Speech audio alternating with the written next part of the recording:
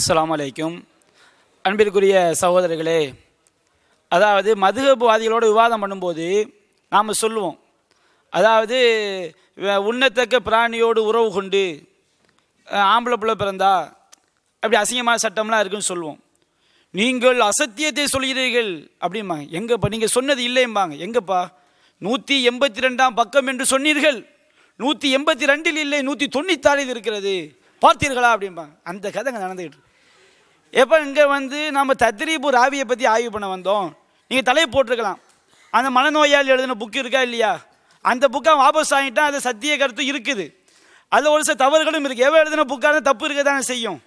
இப்போ அந்த புக்கில் இத்தனாம் பக்கத்தில் மொழிபெயர்க்கல, இத்தனாம் பக்கத்தில் விட்டுட்டீங்க. இதான் மேட்ரு, இதான் அங்கே விவாதிக்க வந்திருக்கீங்க மௌலவி சாப். கண்ணியமாக கேட்குறோம், இது இங்கே மேட்ரா? குரானுக்கு முரண்பட்டால் ஏற்றுக்கொள்ளக்கூடாது என்பதை குரான் வசனத்தை வைத்து ஹதீஸை வைத்து நாங்கள் நிரூபித்துக் கொண்டிருக்கிறோம். அதற்கு பதில் சொல்ல வக்கு இல்லை, திராணி இல்லை, தெம்பு இல்லை. இங்கே எல்லாம் நிரூபணம் ஆகி கொண்டிருக்கிறது. இதை விட தத்ரீபு ராவி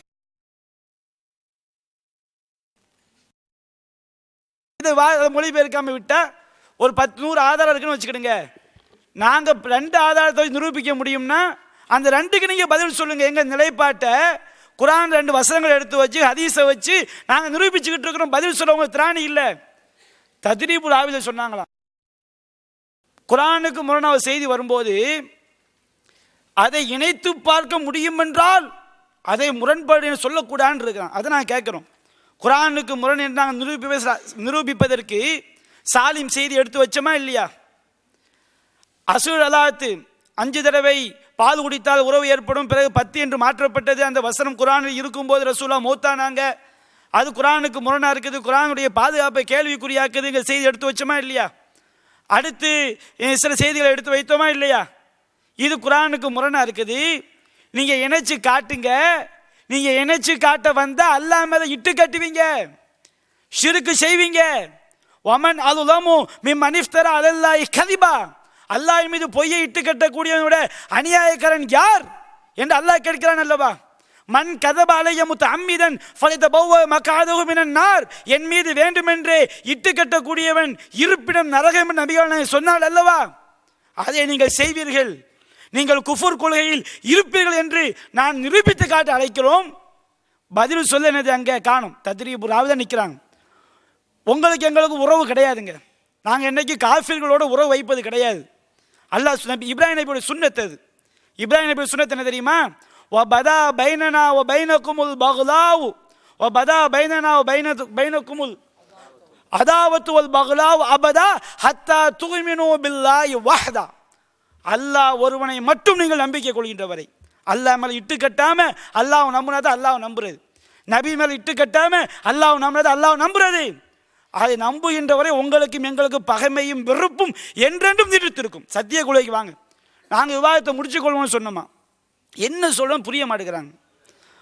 நாங்கள் எங்கே விவாதத்தை முடிச்சுக்கொள்வோம்? உங்கள்கிட்ட பதில் இல்லை. நீங்கள் சத்திய கொலைக்கு 12 மணிக்குள்ளே வந்துடுவீங்க, அதோட விவாதத்தை முடிச்சுக்கிடுவோம். அல்லாஹ் நிரூபிச்சுக்கிட்டு இருக்கிறார். உங்களுடைய அந்த சத்திய ஆதாரங்கள் முன்வைக்கப்பட்ட பிறகும் உங்களுடைய உள்ளம் இறுகி போச்சு. குரான் சொன்னால் கட்டுப்படக்கூடாதுன்னு வந்திருப்பாங்க. அன்பிற்குரிய சகோதரர்களே, நாங்கள் இந்த ஹதீஸ்களை விதிக்க பிடிச்சி தொங்குறாங்க பாருங்க, அதெல்லாம் சில ஆட்கள் கேட்குறாங்க, அறிஞர் சொல்லி இருக்கிறாங்களான்னு. வகையை நம்புறவங்க அதெல்லாம் தேவையில்லை. எங்களுக்கு குரான் ஹதீஸ் மட்டுமே இப்போ அல்லாஹ் ரசூல் எங்களுக்கு போதும், வேற எதுவும் தேவை கிடையாது. சில வழிகட்ட கொலைக்கு சொந்தக்காரங்க இமாம்கள் சொன்னாதான் ஏற்றுக்கொள்ளும் சொல்றாங்களா இல்லையா? அந்த வழிகேடர்களுக்காக நாங்கள் எடுத்து காட்டுறோம். இமாம்களுக்கு அடுத்துன்னு வந்தால் சரியையும் சொல்லியிருப்பாங்க, தப்பையும் சொல்லியிருப்பாங்க. தப்பை விட்டுருவோம், சரியை சொல்லுவோம். குரானுக்கு முரண்பட்டால் மறுக்க வேண்டும் என்று இமாம்கள் சொல்லியிருக்கிறாங்கன்னு கேட்டால் சொல்லி இருக்கிறாங்கப்பான்னு காட்டுறோம். தப்பான்னு சொல்லியிருப்பாங்க, தப்பா சொல்லி தான் ஏற்றுக்கொள்ள மாட்டோம். உங்கள்கிட்ட கேட்குறோம், தத்ரீபு ராவில ஹதீஸ்களை நூல் தான் நீங்கள் சொல்றீங்க, இஜ்மாக்கு முரணாக இருந்தால் ஏற்றுக்கொள்ளக்கூடாதுன்னு இருக்குதா இல்லையா? ஹதீஸ்களை விதியை எழுதி வச்சிருக்கிறாங்க. ஹதீஸ்களை விதி அல்லாஹ் ரசூல் சொன்னதுன்னா இதை நீங்கள் ஏற்கிறீங்களா இல்லையா? பதில் சொல்ல மாட்டாங்க. அன்பிற்குரிய சகோதரர்களே, அடுத்தடுத்த வாதங்கள் நாங்கள் எடுத்து வைக்கிறோம். அடுத்தது முக்கியமான ஒரு விஷயம் என்னன்னு சொன்னால், இவங்க தக்லீத உச்சகட்டத்தில் இருக்கிறாங்கிறத மீண்டும் மீண்டும் நிரூபித்து கொண்டு இருக்கிறாங்க. ஒரு ஹதீஸை கூட ஆய்வு செய்ய தெரியாது அப்படின்றதுக்கு ஒரு மிகப்பெரிய இன்னொரு ஆதாரம் என்னன்னு சொன்னால், இதா சமயத்துமுல் ஹதீஸை அப்படின்ற அந்த ஆரம்பிக்கக்கூடிய செய்தியை சொன்னாங்க. சொல்லும்போது எப்படி சொன்னாங்க? அவங்களுக்கே அந்த ஹதீஸுடைய நிலையை உறுதியாக சொல்ல முடிஞ்சா? புகாரி இமாம் மௌகூஃப் என்று சொல்கிறார், ஷவுகானி இட்டு கட்டப்பட்டது என்று சொல்கிறார். அவங்களுக்கே சொல்ல முடியல, அதுல முரண்பாடு.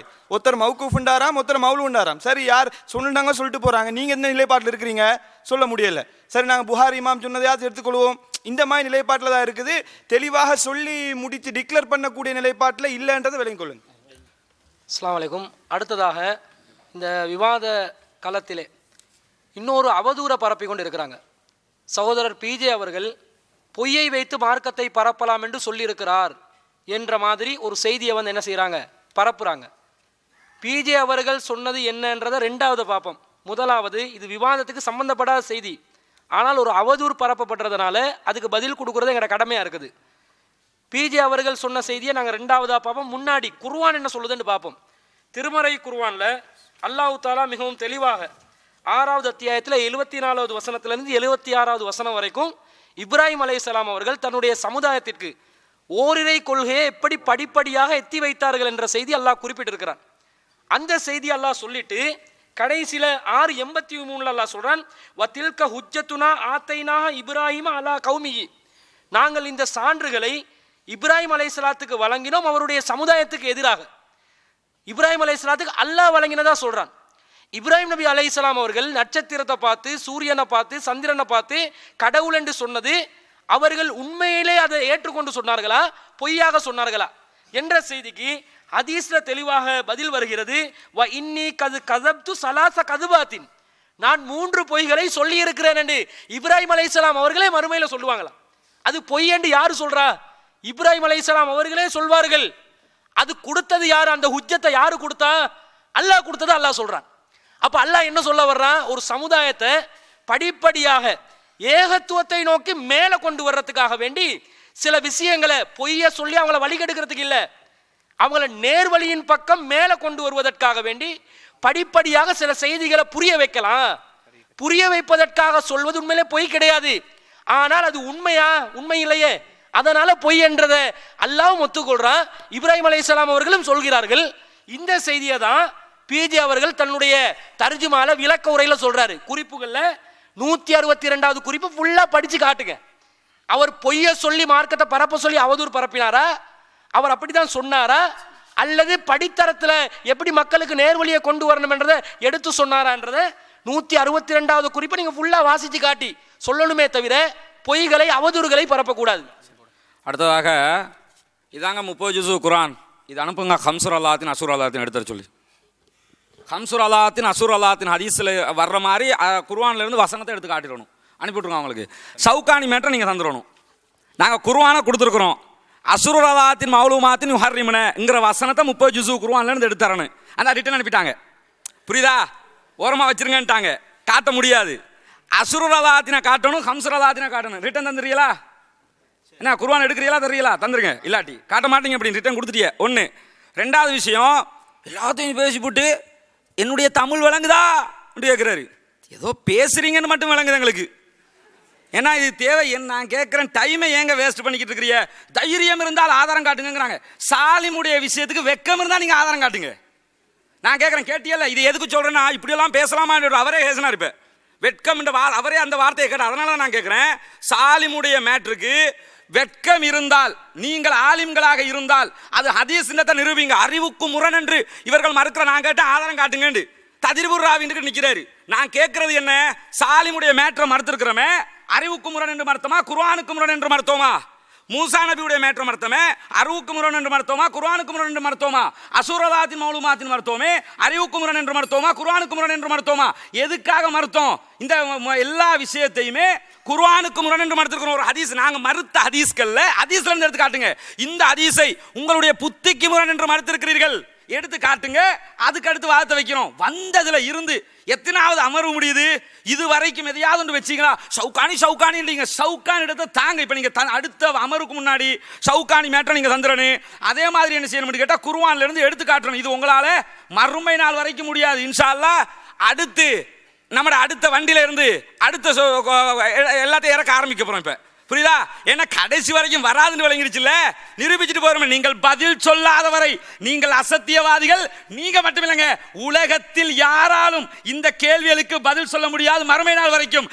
ரசூலுல்லாவை கேவலப்படுத்தி, இஸ்லாத்தை கேவலப்படுத்தி, நபிகள் நாயகத்தை கொச்சைப்படுத்தி, மார்க்கத்தை கொச்சைப்படுத்திட்டு இதுல வேற இன்ஷா அல்லாஹ் எங்க ஜமாத்துல சேர்ந்துக்கிறீங்க.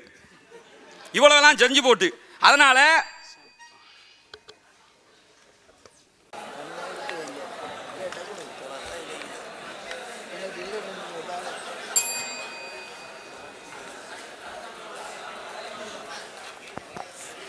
இமாம் ஷவுக்கானி எங்களோட ஒப்பந்தம் எப்படி என்று சொன்னால், ஒரு தரப்பு வைக்கக்கூடிய அதனுடைய ஆதாரத்தை எதிர்த்தரப்பு கேட்டால் அது வழங்கப்பட வேண்டும்.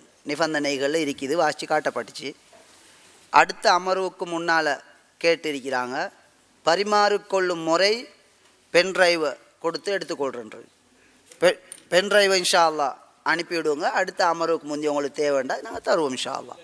ஒன்று விஷயம். அடுத்த விஷயம்,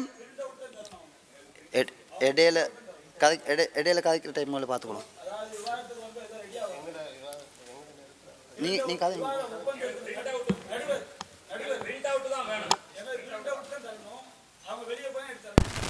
அதாவது விவாத ஒப்பந்தத்தில் இருக்குது, பிரிண்ட் அவுட் கேட்டஸ் இருக்குது, அடுத்த தரப்பு கொடுக்கணுமெண்டு. அடுத்த அமருக்குள்ளே தாரண்டிக்கிறீங்க, பிரிண்ட் அவுட்டாகவே தர சொல்கிறான்.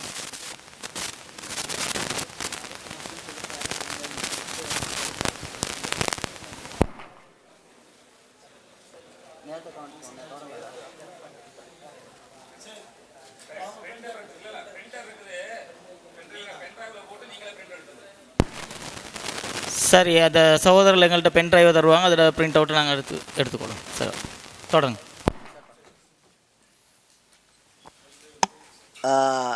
அதாவது இமாம் ஷவுக்கானி இவர்கள் அடிப்படை ஆதாரமாக வைக்கக்கூடிய செய்தி இட்டுக்கட்டப்பட்டது என்று சொன்னதற்கு ஆதாரம் கேட்டிருக்கின்றார்கள்.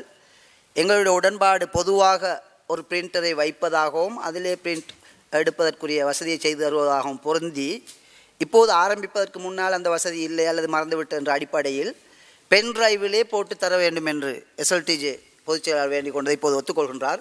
பென் டிரைவை தந்தால் இன்ஷா அல்லாஹ் நாங்கள் அதிலே போட்டு கொடுப்போம். இது முதலாவது விடயம். ஷவுக்கானியுடைய விடயம் முடிந்துவிட்டது. அதே நேரத்தில் ஷவுக்கானியுடைய விடயம் தாங்கள் என்னமோ அது அதிகமாகவும் பார்த்து விட்டதாகவும் சொன்னார்கள். பிரச்சனை இல்லை, ஆதாரம் கேட்டால் கொடுக்கப்பட வேண்டும். இன்ஷா அல்லாஹ் கொடுப்போம். முதல் செய்தி. அடுத்தது, குர்ஆனுக்கு முரண் என்பதற்கு சாலிம் ரலியல்லாஹு அன்ஹு அவர்களுடைய ஹதீஸை முன்வைத்தோம் என்று இங்கு பதில் சொல்லப்படுகின்றது. சாலிம் ரலியல்லாஹு நாங்கள் ஆரம்பத்திலிருந்தே சொல்லி வருகின்றோம், ஹதீஸ்களை புரிந்து கொள்வதில் உங்களுக்குரிய தடுமாற்றம், இதுதான் பிரச்சினை. குர்ஆனை கொண்டு புரிந்து கொள்வதில்லை. இதனை இன்னும் ஒரு அம்சத்தை கொண்டு தெளிவுபடுத்தலாம். இதனை 2 நபர்கள் கூறினார்கள் அவர்கள் சார்பாக. இப்ராஹிம் நபி அலைஹி ஸலாத்து வஸ்ஸலாம் அவர்கள் சொன்னது கதிப், பொய் என்ற வார்த்தையிலே வருகின்றது. எனவே அது பொய் தான். அதற்கு இப்போதும் குர்ஆன் வசனம் சொல்லப்பட்டு பி ஜெயினுல் ஆப்தீன் மீது அபாண்டம் சுமத்தப்படுவது போன்றொரு தப்பான ஒரு விடயம் பரப்பப்படுவதாக சொல்லுகின்றார். அவர் எழுதிய தர்ஜுமாவைத்தான் நாங்கள் வாசிக்கின்றோம், வேறொன்றை நாங்கள் சொல்லவில்லை. உங்களுக்கு தேவை என்றால் அதனுடைய என்ன இருக்கிறது, அது ஃபோட்டோகாப்பியா என்ன ஏதோ ஒரு வடிவில் அது இருக்குது, தேவைன்னா அந்த ஆதாரத்தை முன் வைப்போம். நாங்கள் எந்த அபாண்டத்தையும் சுமத்தல்ல. உங்களோட தர்ஜுமா எங்களோட கைக்கு எது கிடைச்சதோ அது ஒவ்வொரு குறிப்பை உங்களோட ஒவ்வொரு மார்க்கத்தின் பெயரால் நீங்கள் சொல்லக்கூடிய சரியான விடயங்களும் இருக்கின்றன, பிழையானதும் இருக்கின்றது. பிழைகளை பிழை என்று ஆதாரத்தோடு சொல்லுகின்றோம். அதனை நிரூபிப்பதற்குத்தான் இத்தகைய விவாதங்கள், கலந்துரையாடல்கள். எனவே பி ஜெயினுல் ஆப்தீன் மார்க்கத்தை வளர்ப்பதற்காக பொய் சொல்லலாம் தெளிவாக எழுதியிருக்கின்றார். 336வது குறிப்பில் எழுதிய முழுதையும் தான் நான் வாசித்து காட்டினேன். அப்படியானால் அதனை இன்னும் இவர்கள் அதனை இன்னும் சரி காணுவதாக இருந்தால், அதற்கு ஆதாரம் காட்டுவதாக இருந்தால், இவ்வளவு காலமும் தாத்தாத்தோ தப்லீக் ஜமாத்தின் தாலீம் தொகுப்பு வாழ்நாள் முழுக்கவே கழித்தார் அந்த விமர்சனத்தில். ஏன் அப்ப மட்டும் உங்களுக்கு அந்த நியாயம் வரலையோ? அடுத்தவனை விமர்சிக்கிற நேரம் பொய் சொல்றான்.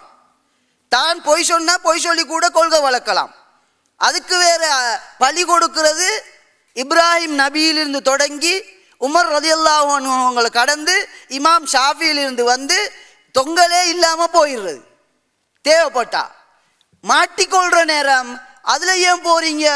அது என்னமோ அவங்களுக்கு வகி மாறி தக்லீதுவாதிகள், தக்லீது சிறுக்குன்னு சொல்கிறவங்க ஜமாஅத்துல் முஸ்லிமீன். நீங்கள் தான் தக்லீதில் இருக்கிறீங்க. பி ஜெயினுல் ஆப்தீன் எதை சொல்கிறாரோ அதற்கு வக்காலத்து வாங்குற நிலைமையில நீங்கள் தான் இருக்கிறீங்க. அப்போ பாருங்க, வந்து அவர் பொய் சொல்லலாம், பொய் சொல்லி கூட கொள்கை வளர்க்கலாம் எழுதினத்துக்கு இப்போ நீங்கள் வக்காலத்து வாங்குறீங்க. அப்போ மாஷா அல்லா, இது அல்ஹம்துலில்லாஹ்.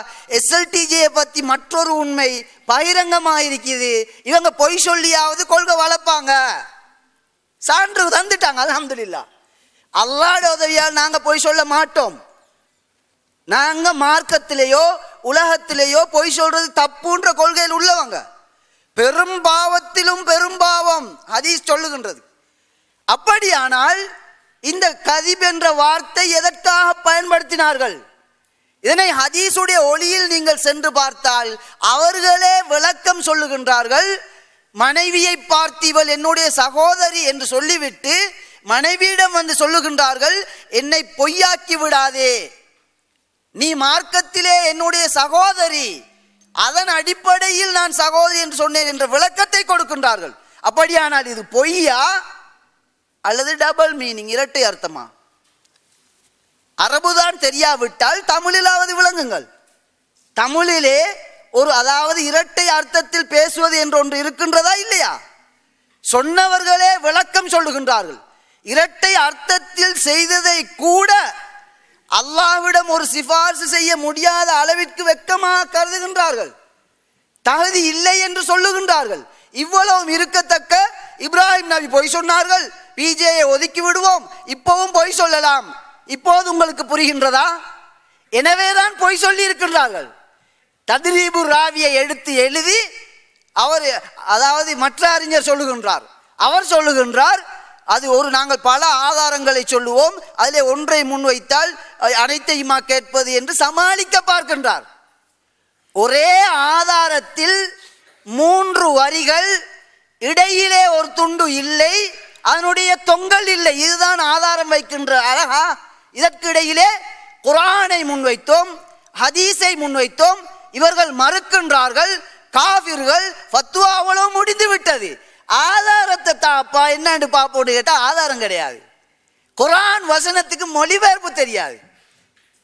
அல்லது நீ அதாவது சரியான மொழிபெயர்ப்பு தெரிகின்றது என்றால் குர்ஆனிலே முரண்பாடு இருக்காது என்று சொன்ன வசனத்தை குர்ஆனுக்கு ஹதீஸ் முரண்படும் என்ற இந்த விளக்கம், இது என்ன அரபு மொழியில் உள்ளது?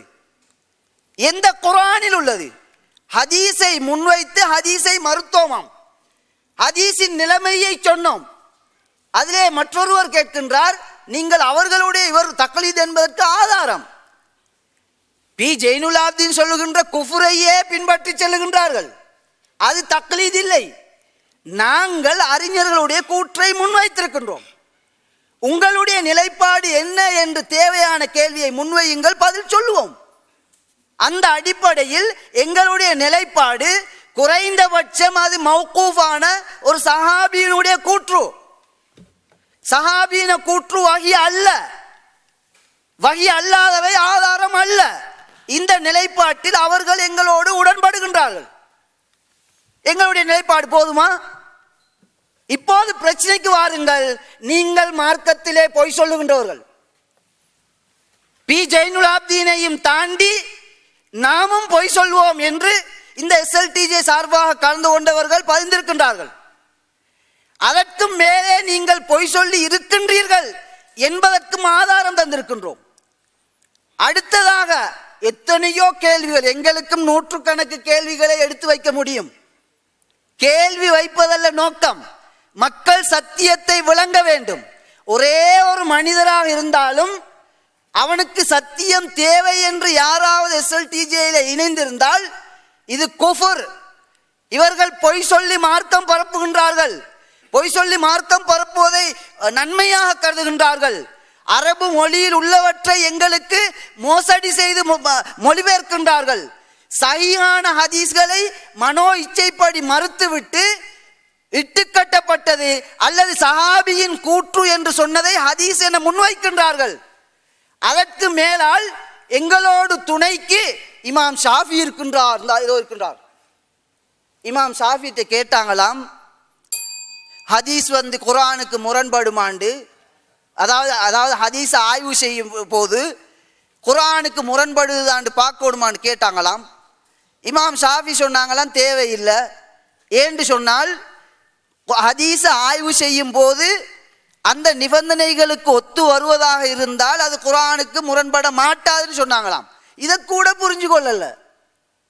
அதாவது குர்ஆனோடு முரண்படுகின்றதா என்று பார்க்க தேவையில்லை என்று அவர்களுக்கு எதிரான கூற்றை அவர்களுக்கு சார்பு போன்று சித்தரிக்கின்றார்கள். அடுத்த சந்தர்ப்பத்திலே தெளிவுபடுத்துவோம். அல்லாஹ்வை பயந்து திருந்துங்கள், மோசடி செய்யாதீர்கள், மார்க்கத்திலும் உலகத்திலும் பொய் சொல்லாதீர்கள். சத்தியம் இந்த சத்திய மார்க்கத்திற்கு பொய் தேவையில்லை. இதற்கிடையிலே வெட்கம் இல்லையா என்று கேட்டோமாம். கேட்ட சிறிய கேள்விக்கு பதிலை சொல்லுங்களேன். ஏன் இதுவரைக்கும் சொல்லவில்லை? அறிவுக்கு முரண்படுவதை மறுப்பதாக நாம் சொல்லியிருக்கின்றோமா? அஸ்ஸலாமு அலைக்கும். அன்பிற்குரிய சகோதரர்களே, அல்லாஹ் மேலே பொய் சொல்ல அஞ்சாத கூட்டம் பிஜே மேலே பொய் சொல்ல பயப்படுவாங்களா? எந்த மாதிரி கொள்கை ஆதரிக்க வந்திருக்கிறாங்க? அல்லாஹ் மேலே பொய் சொல்லி இட்டு கட்டி நபி சொல்லாததை சொன்னதாக நியாயப்படுத்த வந்த குஃபுர் கொள்கையில் உள்ள கூட்டம் பிஜே மேலே பொய் சொல்ல ஆச்சரியமா? பிஜே சொன்னாராம், பொய் சொல்லி கொள்கையை வளர்க்கலான்னு சொல்லி. பொய்யர்கள் ஆகாதீர்கள், இது மக்கள் மத்தியில் பதிவு செய்யப்படுகிறது. விவாதத்தை சம்பந்தமாக நாங்கள் விளக்க தேவையில்லை, மக்கள் எடுத்து பார்ப்பாங்க. பிஜே சொன்ன கருத்து ஒரு தீமையை தவிர்ப்பதற்காக பொய் சொல்லி தவிர்த்து கொள்ளலாம், தவிர்க்க முடியாத நிலையில். அதைத்தான் பிஜே சொன்னார் என்று நாங்கள் என்ன செஞ்சோம், அதை அவர் விளக்கியிருக்கிறார். அது மட்டும் இல்லாமல் ஒரு பொய்யை சொல்லி தீமையை விளக்கிட்டு அது பொய் தான், அது தீமையை விளக்குவதற்காக ஒரு ஒன்றை சொல்லி நட்சத்திரம் கடவுளா, இது கடவுள் என்று சொல்கிறார், அது பொய் தானே. எதுக்காண்டி? அதை பொய் தான், அவங்க நட்சத்திரத்தை கடவுளாக வணங்குவது பொய் என்று நிரூபிப்பதற்காக. அது நாம் சொன்னது பொய் தான் செஞ்சுடுவாங்க. இப்ராஹிம் நபி தெளிவுபடுத்திட்டாங்க. அப்போ இது அல்லாஹ் மேலே பொய் சொல்ல தயங்காத கூட்ட நீங்கள் பிஜே பொய் சொன்னாலும் சொல்ல வர்றீங்க. பிஜே மேலே இட்டு கட்டாதீங்க, மக்கள் எடுத்து பார்ப்பார்கள். உங்களுடைய அபாண்ட மக்களுக்கு என்ன செய்யும், தெளிவாக போகும். ஒரு மாதிரி இட்டு கட்டதுனால பதில் சொல்வதனால் அது தக்லீது ஆகாது. அடுத்து நாங்கள் ஒருத்தன் பனைமரத்தை பற்றி கட்டுரை படிச்சுட்டு வந்தானோ, பரீட்சையில் எரும மாட்டை பற்றி கேட்டாங்களாம். எரும மாட்டை பற்றி எழுதிட்டு, இந்த எரும மாட்டை எங்கே கட்டுவார்கள் தெரியுமா? பனைமரத்தில் கட்டுவார்கள். அந்த வேலையை மௌலவி சாப் செஞ்சுக்கிட்டு இருக்கிறாங்க. நாங்கள் குரான் சுன்னாவில் இருந்து குரானுக்கு முரண்பட்டு வந்தால் நபி சொல்லியிருக்க மாட்டார் என்பதற்கு ஏராளமான சான்றுகளை வைத்தோம். எவனோ ஏதோ ஒரு புக்குக்கு இவர் பதில் பார்த்துட்டு வந்துட்டாராம், அதுங்க சொல்லிக்கிட்டு இருக்கிறார். ஆதாரங்கள் தத்ரீபு ராவியா மேற்று, குரான்லேருந்து ஆதாரம் வைங்க, ஹதீஸ்லேருந்து ஆதாரம் வைங்கன்னு கேட்குறோம். நாங்கள் வச்ச கேள்விக்கு பதில் சொல்கிறோங்கிறோம், பதில் சொல்லுங்கிறோம். அதுக்குள்ளே வரமாட்டேங்கிறாரு. இப்ராஹிம் நபி பொய்யை பற்றி என்ன செய்கிறாரு, பேசிக்கொண்டு இருக்கிறார். அது எங்கள் மேற்று கிடையாது என்பதையும் தெளிவாக எடுத்து வைக்கிறோம். அடுத்தடுத்த வாதங்களை எடுத்து வைங்க. அஸ்ஸலாமு அலைக்கும் வரஹ்மத்துல்லாஹ். அதாவது எதிர் தரப்பினர்கள் இந்த விவாதத்தினுடைய எது கருப்பொருளாக தலைப்பாக இருக்குதோ அந்த தலைப்புக்குள்ளே வராமலேயே வெளியே சுற்றி கொண்டே இருக்கிறாங்க. அதில் மிச்சமாக அழுத்தமாக அந்த இப்ராஹிம் நபியுடைய விஷயத்தை தூக்கி பிடிச்சி பிஜே பொய் சொல்லிட்டாரு, இந்த ஜமாத்தை பொய்யின் மீது கட்டியெழுப்பப்பட்ட அமைப்புன்னு சொல்லி ஒரு அவதூறு பரப்பி கொண்டு இருக்கிறாங்க. இதில் சுருக்கமாக ஒரு செய்தியை பதிவு செய்ய ஆசைப்படுறேன். அதாவது இப்ராஹிம் அலைஹிஸ்ஸலாம் அவர்கள் 3 சந்தர்ப்பத்தில் பொய் சொன்னாங்கன்னு ஹதீஸ் வருகிறது. அது என்ன 3 சந்தர்ப்பம்னு குர்ஆனில் ஒரு செய்தி வருவதா இல்லையா? அல்லாஹு தாலா அந்த செய்தியை திருமறை குர்ஆனில் அழகாக அற்புதமாக சொல்லி காட்டுறான். இதில் முதலாவது நாங்கள் என்ன விளங்கணும் என்று சொன்னால், ஒரு நபி உலகத்தில் செய்தது தப்பு என்று சொன்னால் அல்லது தவறு என்று சொன்னால் அந்த நபி செய்யக்கூடிய தவறுகளை படைத்த ரப்புல் ஆலமீன் உலகத்திலேயே திருத்தி கொடுத்து விடுவான். இதுதான் அடிப்படை.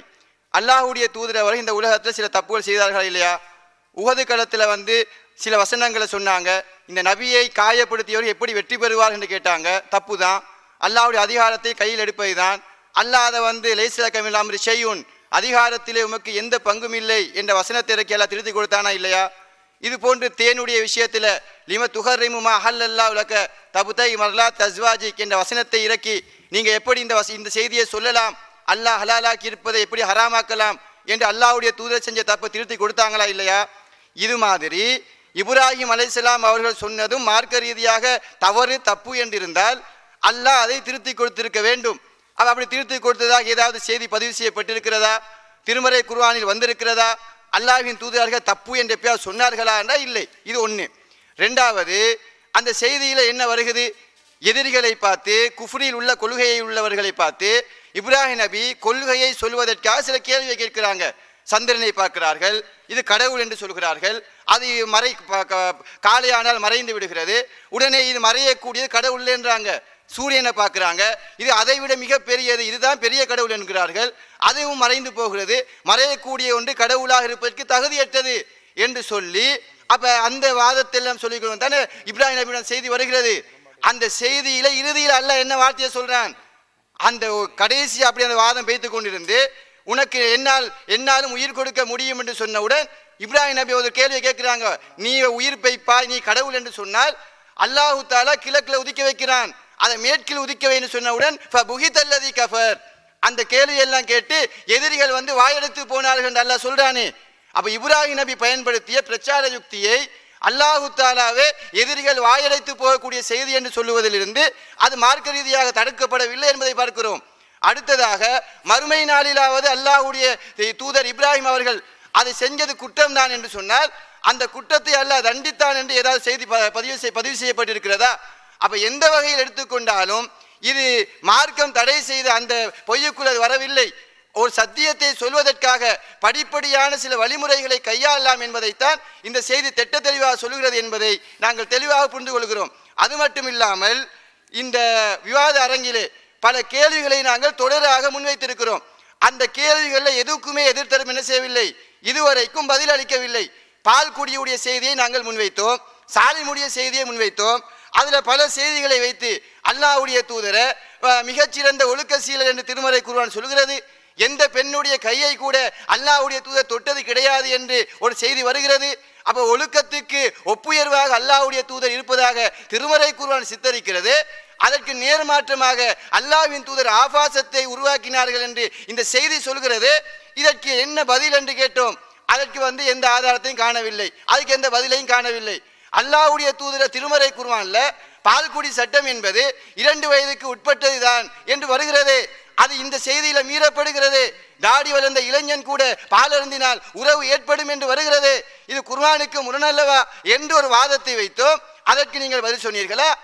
பால் அருந்துவது என்றால் அது வாயை வைத்து உறிஞ்சு குடித்தால்தான் பிள்ளை தாய் உறவு ஏற்படும் என்று ஆதாரத்தோடு முன்வைத்து அந்த செய்திக்கு இந்த செய்தி முரண்படுகிறது என்று நாங்கள் வலுவாக முன்வைத்தோமே, அதற்கு நீங்கள் பதிலை சொன்னீர்களா? திருமறை குர்ஆன்ல பல தக்ரபு ஸினா, நீங்கள் விபச்சாரத்தை நெருங்காதீர்கள் என்று அல்லாஹ் சொல்கிறானே. கண் செய்யும் விபச்சாரம் கெட்டதை பார்ப்பது, கை செய்யும் விபச்சாரம் கெட்டதை தொடுவது என்று ஒவ்வொன்றாக அல்லாஹ்வுடைய தூதர் சித்தரிக்கிறார்களே. அந்த எல்லா விபச்சாரத்துக்குரிய அந்த வாயில்களையும் அகலமாக ஆழமாக திறந்துவிடக் கூடியதாக இந்த செய்தி வந்திருக்கிறது. இதுக்கு என்ன பதில் சொல்ல போகிறீர்கள் என்று கேட்டோமே, அதற்கு நீங்கள் ஏதாவது பதில் சொன்னீர்களா? இதை நாங்கள் அதற்கு எந்த பதிலும் இல்லை.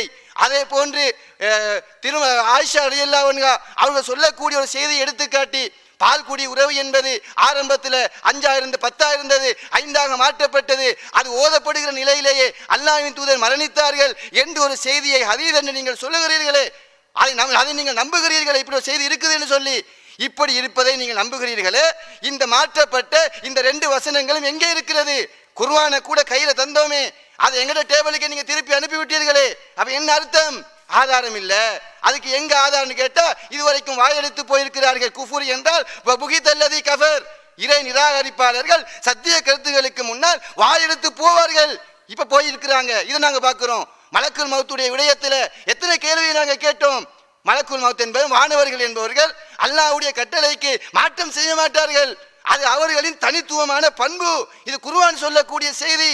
அதற்கு நேர்மாற்றமாக அல்லாஹ்வின் உத்தரவுக்கு மாற்றமாக உயிரை கைப்பற்றாமல் திரும்பினார் என்று வருகிறது. இது குர்ஆனுக்கு முரண் இல்லையா? இதற்கு உங்களுடைய ஆழமான அகலமான அறிவை வைத்து பதிலை சொல்லுங்கள் என்று கேட்டோமே, இதுவரைக்கும் நீங்கள் வாயை திறந்தீர்களா? அதுக்கு பதில் இல்லை. அதே போன்று மூசா அலைஹிஸ்ஸலாம் என்பவர்கள் யார்? ஒரு இறை தூதர். அல்லாஹ்வுடைய கட்டளைக்கு கட்டுப்படுவதுதான் இறை தூதருடைய பண்பு என்று நாங்கள் சொன்னோம். திருமறை குர்ஆனின் வசனத்தை எடுத்துக்காட்டி அந்த வசனத்திற்கு மாற்றமாக மலக்குல் மௌத் உயிரை கைப்பற்ற அல்லாஹ்வின் உத்தரவோடு வந்திருக்கிறார் என்பதை தெரிந்தும் கூட அடுத்திருக்கிறார் என்றால் இதுதான் மூசா அலைஹிஸ்ஸலாத்தை கண்ணியப்படுத்துகிற விதமா? இது குர்ஆனுக்கு மாற்றம் இல்லையா? இதற்கு என்ன பதில் என்று கேட்டோம். வாய் திறந்தீர்களா? அது மட்டுமல்ல, மூசா அலைஹிஸ்ஸலாம் அவர்கள் மரணத்தை விரும்பாத மனிதர் என்று அந்த செய்தியில வருகிறது. ஆனால் திருமறை குர்ஆனிலே அல்லாஹ் தஆலா என்ன சொல்லி காட்டுகிறான்? அல்லாஹ்வே நபியை பார்த்து கேட்கிறான், ஏன்பா உன்னுடைய சமுதாயத்தை விட்டு நீ விரைவாக வந்தாய், என்ன காரணம்? ஏன் இந்த அவசரத்துக்கு காரணம்? அப்ப மூசா அலைஹிஸ்ஸலாம் சொன்னார்களே, காலகும் உலாயனா அசரி, அவர்கள் எனக்கு பின்னால் வருகிறார்கள். அஜல் து இலைக்கு ரப்பிலி தரலாம், இறைவா உன்னுடைய திருப்தியை நாடி நான் அவசரப்பட்டு வந்து விட்டேன் இறைவா என்று சொன்னார்களே. அப்ப மூசா அலைஹிஸ்ஸலாம் யார்? அல்லாஹ்வுடைய திருப்திக்காக, அல்லாஹ்வை சந்திப்பதற்காக விரைந்தோடி வந்த ஒரு இறை தூதரை, அல்லாஹ்வை சந்திப்பதற்காக அஜிப் ரப்பக், உன் இறைவனுக்கு பதிலளி என்று மலக்குல் மௌத் சொல்கிறார். நான் பதிலளிக்க மாட்டேன், ஓங்கி அறையத்தான் செய்வேன் என்று அறைவதாக செய்தி வருகிறது. இது மூசா நபியை கண்ணியப்படுத்துகின்ற விதமா? அப்ப இத்தனை கேள்விகளை நாங்கள் தொடுத்திருக்கிறோம். எந்த ஒன்றுக்கும் பதில் சொல்லாமல் மௌனியாக இருந்துவிட்டு விவாதத்தை திசை திருப்புகிற விதத்தில் நீங்கள் நடந்து கொள்கிறீர்கள் என்று சொன்னால் பொதுமக்கள் புரிந்து கொள்வார்கள் யார் சத்தியத்தில் இருக்கிறார்கள், யார் சரியான.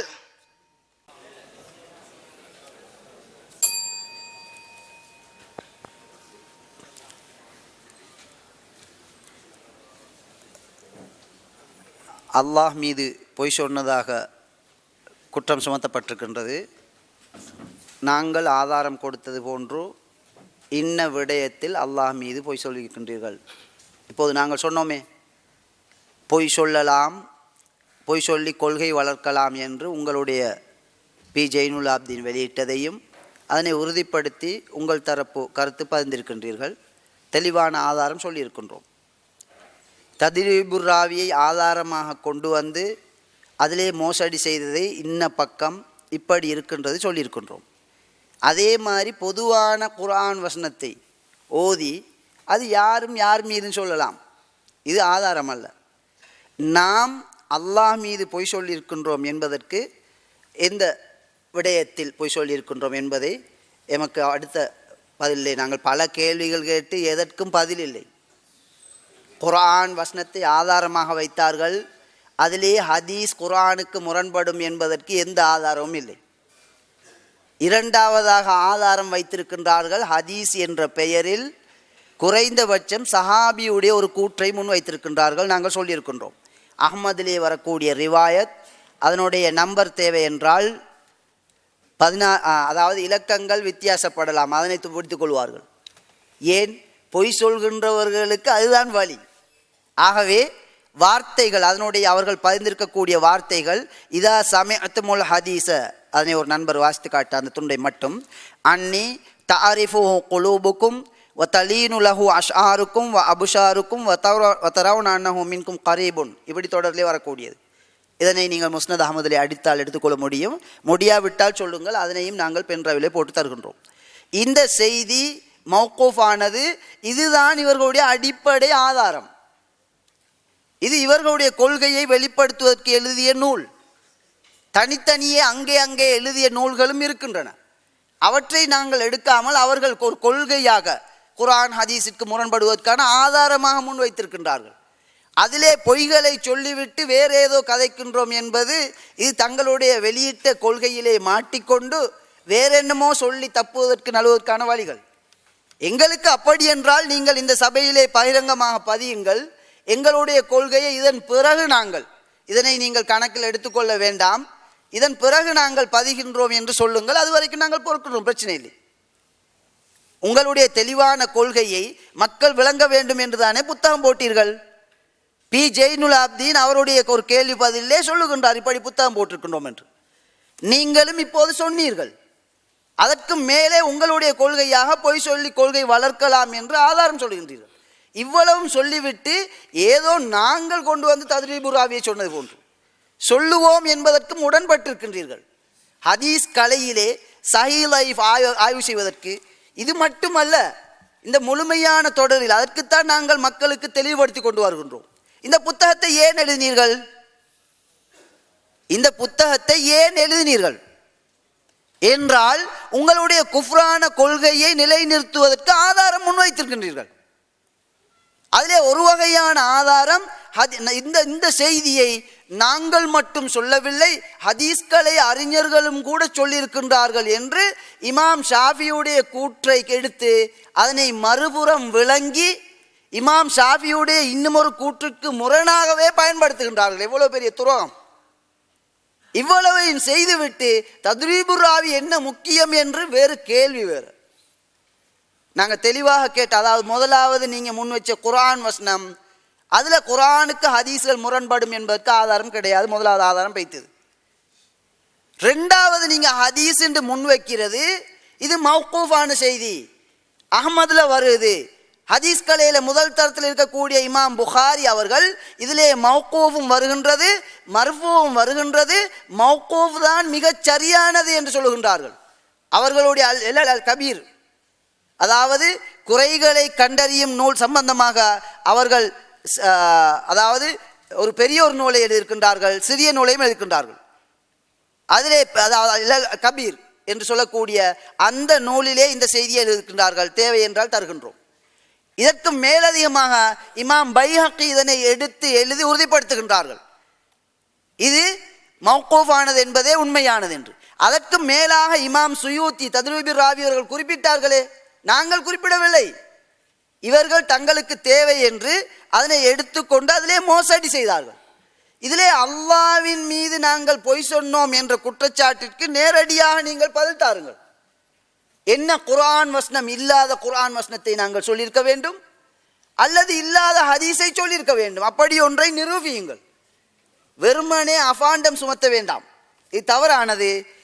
அதாவது அல்லாஹ்வின் மீது பொய் சொல்பவர்கள் பிஜேயின் மீது அபாண்டம் சுமத்துவதை கேட்க வேண்டும் என்ற அடிப்படையில் கருத்து பதிகின்றார். அப்படியானால் அல்லாஹ் மீது பொய் சொன்னார் என்பதை நிரூபித்தால் தான் உங்களுடைய கேள்வி நியாயமாகும். எனவே அதனை நிரூபியுங்கள். இதுவரைக்கும் நிரூபிக்கவில்லை. அதே போன்று இப்போது கொள்கையை சொல்லுகின்றார்கள், அதிலும் தடுமாற்றம். ஒரு தீமையை விளக்குவதற்காக தடுப்பதற்காக பொய் சொல்லலாம். நாங்கள் அதை கேட்கல. இப்போ உங்களோட நிலப்பாடு மாறிட்டுது. நாங்கள் தெளிவாக உங்களோட குர்ஆன் விளக்கம், பி ஜெயின்லாப்தீன் குர்ஆன் விளக்கம், அதில் 336வது குறிப்புல தெளிவாக எழுதியிருக்கிறது. ஏழுமா இருந்தால் அது இல்லைன்னு நீங்கள் மாறுங்க. நாங்கள் அதுக்குள்ள சான்ற நாங்கள் தருவோம் இன்ஷா அல்லாஹ். அந்த தைரியம் உங்களுக்கு இல்லை. எதை நாங்கள் சிம்பிளாக கேட்குறோமோ அதை தாரத்துக்கு தைரியம் இல்லை. வேற விஷயங்களை கதைச்சி அங்கே போய்த்து இங்கே போய்த்து பயான் பண்ணுறோண்டாங்க. யார் பயான் பண்ணுறது? நாங்கள் கேட்குற கேள்விக்கு சிம்பிளாக பதில தாங்களே, பிரச்சனை முடிஞ்சிடும். இந்த புத்தகம் நீங்கள் எழுதவில்லையா? உங்களுடைய வழிகேட்டை பிரச்சாரம் செய்வதற்கு இதனை எழுதவில்லையா? அல்லது அப்பாஸ் அலி இதிலிருந்து வெளியே போனதற்கு பிறகு நீங்கள் இதற்கு எங்களுக்கு சம்பந்தம் இல்லை என்று சொல்லுகின்றீர்களா? இல்லை, இந்த கூட்டத்திலே சொன்னாங்க நாங்கள் புத்தகம் போட்டிக்கிறோம் சொல்லிட்டு. பி ஜெயினுலாப்தீன் சொல்றாரு புத்தகம் அப்ப நீங்க போட்டது, அப்பாஸ் அலி மட்டும்தான் போனது. நீங்க அதுக்கு பதில் சொல்லணும். இல்லை, இந்த சபையில நீங்க ஒத்துக்கொள்ளுங்க, இதுல இருக்கிறது இது வழிகேடு, டிக்ளேர் பண்ணுங்க, பிரச்சனை முடிஞ்சு போயிடும். இதன்றைய விவாதம். இந்த விவாதத்தில் நீங்க தொடராக தலைப்பு போட்டிக்கிறீங்க. அந்த தலைப்புல ஹதீஸ்கள் குர்ஆனுக்கு முரண்படுமா? இந்த விடயத்தை ஒன்றோ குர்ஆனை வச்சு நிறுவணும். குர்ஆன்ல நீங்க சொன்ன வசனத்தில் அப்படி இல்லைன்னு நாங்கள் சொல்லிட்டோம். இருக்குதுன்னு எடுத்து காட்டுங்களேன். நீங்க பிரிச்சு பிரிச்சு, உங்களுக்கு அரபு தெரியும், மாஷா அல்லாஹ், பெரும் உலமாக்கள், நீங்க அதை மொழிபெயர்த்திக்கிறீங்க. நீங்க எடுங்க, அஃபலா யததப்பரூனல் குர்ஆன், இதுக்கு மொழிபெயருங்க நீங்க.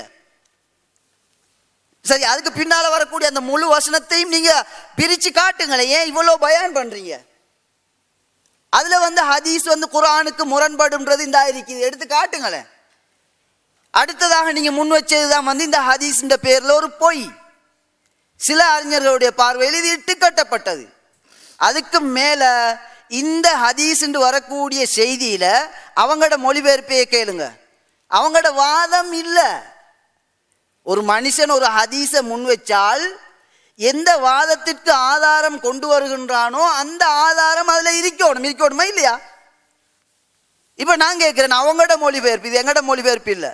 அவங்களோட புஸ்தகத்திலே உள்ளது. நபி ஸல்லல்லாஹு அலைஹி வஸல்லம் அவர்கள் கூறினார்கள், என் பெயரில் ஏதேனும் ஒரு செய்தியை நீங்கள் கேள்விப்படும் போது அச்செய்தியை உங்களது உள்ளங்கள் ஒத்துக்கொள்ளுமானால், இன்னும் உங்களது தோள்களும் முடிகளும் அதாவது உங்கள் உணர்வுகள் அச்செய்திக்கு பணியுமானால், இன்னும் அச்செய்தி உங்களுடைய வாழ்க்கைக்கு நெருக்கமாக இருப்பதாக நீங்கள் கருதினால் அதை கூறுவதில் நானே உங்களில் மிக தகுதி வாய்ந்தவன்.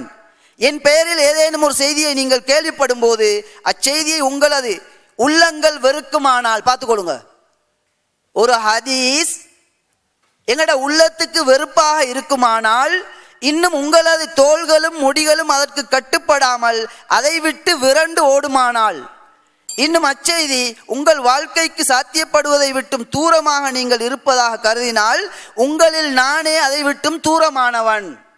இதுதான் இவங்க ஹதீஸை சரியா பிழையாண்டு பார்க்குற முறை. ஆனா நபி அவங்க அது எப்படி போனாலும் நான் அதனை நம்புவேன். ஆரம்பத்தில் நாங்கள் ஹதீஸ் புகாரில் முன் வச்சிருக்கிறோம். இங்க குறைஞ்சபட்சம் ஒரு சஹாபியுடைய கூற்றை ஆதாரமாக வைத்திருக்கின்றார்கள், அதனால் தான் கதைக்கின்றோம். மூன்றாவது, ஹதீஸ்களை அறிஞர்கள் என்று இவர்கள் முற்படுத்தி இருக்கின்றார்கள்.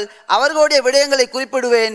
இவருடைய பார்வையின் அடிப்படையில் அவர்கள் யாருமே அறிவில்லாதவர்கள். ஏன் சொல்லிவிட்டார்?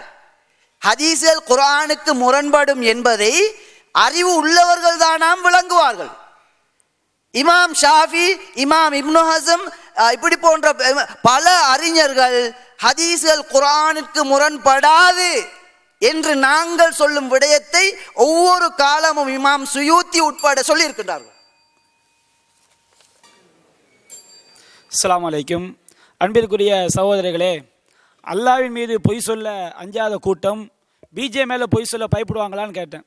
பிஜே அவர்கள் சுருக்கமாக சொல்கிறார். அவர் புக்கில் என்ன எழுதியிருக்காருன்னா, மதத்தை பரப்பு பொய் சொல்வோர் தப்பான கொள்கையை மக்கள் ஏற்று நம்ப வேண்டும் என்பதற்காகவே பொய் சொல்கிறார்கள். மதத்தை கிறிஸ்தவன் சொல்லானா இல்லையா, குருடர் பார்க்கிறார் செவிடர் கேட்கிறான்னு சொல்லி அந்த பொய்யிலேயே மக்களை நிலைத்திருக்க செய்கிறார்கள்.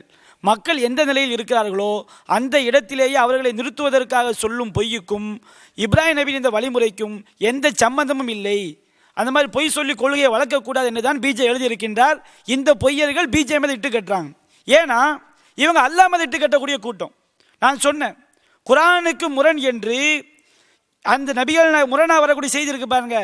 இதை நபி சொன்னதாக நீங்கள் சொன்னீர்கள் என்று சொன்னால் அல்லாஹ்வின் மீது இட்டு கட்டாமல் உங்களால் நிரூபிக்க முடியாதுன்னு சொன்னேன். நாங்கள் அதுக்கு ஆதாரத்தை வச்சோம். நீங்கள் பதில் சொல்ல வாங்க. பதில் சொல்ல வந்தால் நீங்கள் அல்லாஹ் மேலே எப்படிலாம் இட்டு கட்டுறீங்க, நீங்கள் எப்படி காஃபிரா போகிறீங்க, நபி மேலே எப்படி இட்டு கட்டுறீங்க, எப்படி காஃபிரா போவீங்க, அதை நாங்கள் தெளிவுபடுத்துவோம். அடுத்து எவனோ எழுதின புக்கான், அந்த புக்கில் குர்ஆன் ஹதீஸ் மட்டும்தான் எங்களுக்கு ஆதாரம் சொல்லிட்டு சில வழிகட்ட கூட்டம், குர்ஆன் ஹதீஸை ஏற்றுக்கூடாத கூட்டம், அறிஞர்கள் சொன்னாத ஏற்பன்னு சொல்கிறாங்க. அறிஞர்கள் சொல்லியிருக்கிறாங்க குர்ஆனுக்கு முரண்பட்டா ஏற்கக்கூடாதுன்னு சொல்லி. எது தேவையோ அதை கரெக்டாக மொழிபெயர்த்து போட்டிருக்கோம். இந்த கூட்டம் என்ன செய்யுது, நீங்கள் முன்னாடி மொழிபெயர்க்கலை, நீங்கள் பின்னாடி மொழிபெயர்க்கலை, அதை உடுப்பா உங்களை முன்னாடி உட்கார்ந்துருக்கிறோமா இல்லையா, நாங்கள் எங்கள் கருத்தை நிலைநாட்ட வைக்கிறோமா இல்லையா, நாங்கள் வைக்கிற வாதத்துக்கு பதில் சொல்லுங்கிறோம். அவங்களுக்கு அந்த புக்கை தாண்டி வர முடியலை. எடுத்த சரக்கு அதுதான். அடுத்து பாருங்க, அஃபலா எத்ததப்பருல் குர்ஆன், இந்த குர்ஆனை ஆய்வு செய்து பார்க்க வேண்டாமா, அரபி தெரியும்ல, மொழிபெயர்த்து விளக்கம் சொல்லுங்கன்னாங்க. ஏற்கனவே மொழிபெயர்த்து தெள்ள தெளிவாக சின்ன பிள்ளைக்கு புரிகிற மாதிரி விளக்கியிருக்கிறோம். அல்லாஹ் அழகா சொல்கிறான், இந்த குர்ஆனை ஆய்வு செய்து பார்க்க வேண்டாமா, லவ்கான மின் இன்தி கைரில்லா, இந்த குர்ஆன் அல்லாஹ் அல்லாதவரிடமிருந்து வந்திருந்தால், லவ்கான மின் இன்தி கைரில்லா வஜது ஃபீஹி இக்திலாஃபன் கஸீரா, அதில் ஏராளமான முரண்பாடுகளை கண்டிருப்பார்கள். அப்போ அல்லாஹ் என்ன சொல்கிறான், குர்ஆன் அல்லாஹ்ட்டிருந்து வந்தது என்பதற்கு ஆதாரம் அதில் முரண்பாடு இருக்காது. அதை நாங்கள் சொல்கிறோம். அல்லாஹ்ட்டிருந்து வந்தால் முரண்பாடு இருக்காதுல்ல, ஹதீஸ் அல்லாஹ்ட்ட வந்தது தானே, அதை முரண்பாடு வரக்கூடாது. குர்ஆனும் அல்லாஹ்ட்டிருந்து வந்தது, ஹதீஸும் அல்லாஹ்ட்டிருந்து வந்தது. அல்லாஹ்விடமிருந்து வந்தால் முரண்பாடு இருக்காது, முரண்பட்டால் அது அல்லாஹ்விடமிருந்து வந்தது கிடையாது. தெளிவாக சொல்கிறோமே. ஏன் ஆலிம் சார் உங்களுக்கு புரிய மாட்டுக்கு, புரியாமல் நடிக்கிறீங்களா, எடுத்துகிட்டு வந்த குறிப்பை மட்டும்தான் பேச நினைக்கிறீங்களா? மக்களுக்கு அதனை செய்யும் தெளிவாக விளங்கும். அதுபோன்று நிறைய அறிஞர்கள் குர்ஆனுக்கு முரண்படாமல் சொல்லியிருக்கிறாங்களாம். யார் சொன்னா என்ன, நாங்கள் எடுத்து வைக்கிறோம்ல. குரானுக்கு முரண்பாடாக இருக்குது, நபி சொன்னது கிடையாது. நாங்கள் ஆரம்பத்தில் நிறைய கேள்வி கேட்டோம். ஒரு அற்புதமான கேள்வி. ஒரு அறிவிப்பாளர் நல்லவராக இருந்தார் என்று சொன்னால் அவர் அல்லாஹ்கிட்ட நல்லவரா? நம்ம கடைசி வரையும் நம்ம பார்வை நல்லவனாக இருப்பவன் கெட்டவனாக இருக்க வாய்ப்பு இருக்குதா இல்லையான்னு கேட்டோம். பதில் சொல்ல மாட்டேங்கிறாங்க. அந்த ஏதோ ஒரு ஹதீஸ் நாம் எடுத்து வைக்கலாங்க இந்த சபையில், நமக்கு தேவையும் இல்லை. அவங்க நீங்கள் இந்த ஹதீஸை கொண்டீங்களா இல்லையா, இதா சமீத்துமுல் ஹதீஸ் அன்னி இருக்கா இல்லையா, இதை போய் தெளிவுபடுத்துவோம். புகாரி இமாம் வேற ஒரு ரூட்டை சொல்லி அதுதான் அசகுன்னாராம். புகாரி செஞ்ச ஆய்வு தப்புங்கிறோம். புகாரியுடைய ஆசிரியர் அவர் நம்பகமான ஆள் கிடையாது. அவருடைய பெயரால் அவர் சொல்லாத இட்டுக்கட்டப்பட்ட செய்தி அறிவித்திருக்கிறார்கள். புகாரியுடைய ஆசிரியர் இருக்காரா இல்லையா? தாரிகுல் கபீர்ல எந்த ரிவாயத்தை சொல்றீங்களோ அல்ல புகாரியுடைய முதல் ஆசிரியர் அப்துல்லா இப்னு சாலி அவர் பலவீனமானவர். புகாரி சொல்லக்கூடிய அந்த ரிவாயத் தப்பான ரிவாயத், பலவீனமான ரிவாயத்தை வைத்து ஏற்றுக்கொள்ளக்கூடாதுங்கிறோம். நீங்கள் அவர் சரியான நிரூபித்து காட்டுங்க. அது பலவீனம் என்பதற்கு நாங்கள் ஆதாரம் தர்றோம். புகாரியை வச்சு தான் பைஹைக்கு சொன்னார், அவர் சொன்னார், இவர் சொன்னார். புகாரி சொன்னது சரியானு பார்க்க மாட்டேங்கிறீங்க. ஆணி வேறு அங்கே அறந்து போய் கிடக்குது. புகாரி தக்லீத் பண்ணாதீங்கிறோம். புகாரி சொன்ன ரூட்டு சரியான ரூட்டுன்னு பார்க்கணுமா இல்லையா? புகாரியுடைய ஆசிரியரே பலவீனமான ஆளுங்கும் போது அந்த ரூட்டே எடுத்துக்கொள்ள முடியாது எனும் போது அவர் மௌகூஃபன்னு சொன்னா என்ன, மருஃபூன்னு சொன்னா என்ன, அந்த ரூட்டே பொய்யா அந்த ரூட்டு, அதை ஏற்றுக்கொள்ள முடியாது. நீங்கள் அவர் சரியான நிரூபித்து காட்டுங்க, மற்ற விஷயம் பதில் சொல்லுவோம். அடுத்த ஆதாரங்களை வைங்க. அஸ்ஸலாமு அலைக்கும் சகோதரர்களே, விவாதம் எப்படி போய்கிட்டு இருக்குன்னா, கேட்குறவன் கேனனாக இருந்தால் மஹிந்த ராஜபக்ஷ மாடு மேய்க்கிறேன்னு சொன்னாலும் சொல்லுவாங்க. எடுத்துகிட்டு வந்தோமா, குறிப்பை படித்தோமா, போனோமான் இருக்கு. இதில் வேற முஸ்னத் அகமது ஹதீஸை தேடு தெரியாட்டி சொல்லுங்கள், பென்ட்ரைவில் போட்டு தருகிறோம்.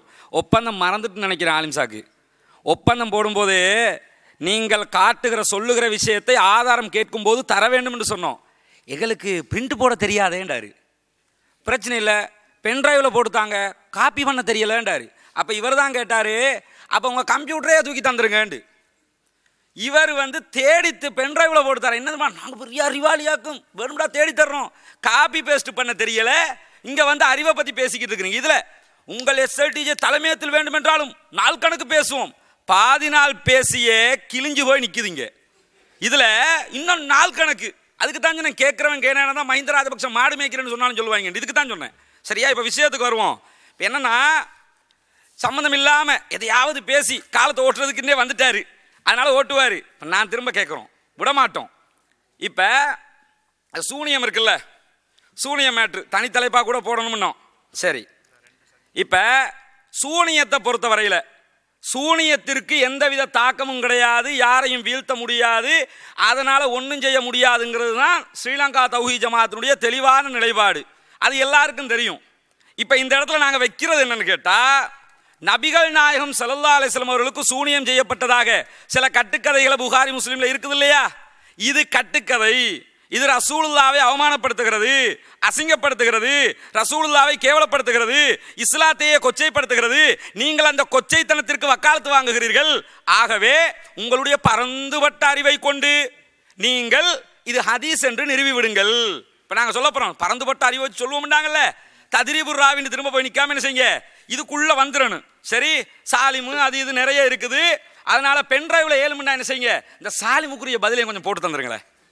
பென்ட்ரைவில் போட்டு தருவார்ல, சாலிமுக்குரிய பதிலையும் பென்ட்ரைவில் அவர் போட்டு தந்துடட்டு. நான் கேட்குறேன், அன்னை ஆயிஷா ரலியல்லாஹு அன்ஹா அவர்கள் அறிவிப்பதாக ஒரு இட்டுக்கட்டப்பட்ட செய்தியை புகாரில் அறிவிப்பாளத்தோட கரெக்டாக இருக்குது, குர்ஆனுக்கு முரண்படுது, பச்சை இட்டுக்கட்டப்பட்ட பொய்யான செய்தி இது. இதை என்ன செய்தின்னு கேட்டால், நபிகள் நாயகம் ஸல்லல்லாஹு அலைஹி வஸல்லம் அவங்களுக்கு ஒரு யூதன் சூனியம் வச்சானா. சூனியம் வச்சதுனால ரசூலுல்லாஹி ஸல்லல்லாஹு அலைஹி வஸல்லம் அவங்க பாதிக்கப்பட்டாங்களாம். எந்த அளவுக்கு நாம பேசும்போதெல்லாம் நல்லா கவனிப்பார், பதில் தான் சொல்ல மாட்டார். சரியா? அது போற போல சொல்லிடணும்ல. என்னன்னு கேட்டா, ரசூலுல்லாஹி ஸல்லல்லாஹு அலைஹி வஸல்லம் அவங்களுக்கு சூனியம் வச்சாங்களாம். சூனியத்தினுடைய பாதிப்பு எப்படி இருந்துச்சுன்னு சொல்லி அன்னை ஆயிஷா சொல்வதாக இந்த செய்தியில பதிவு செய்யப்பட்டிருக்கு. என்ன பாதிப்பு?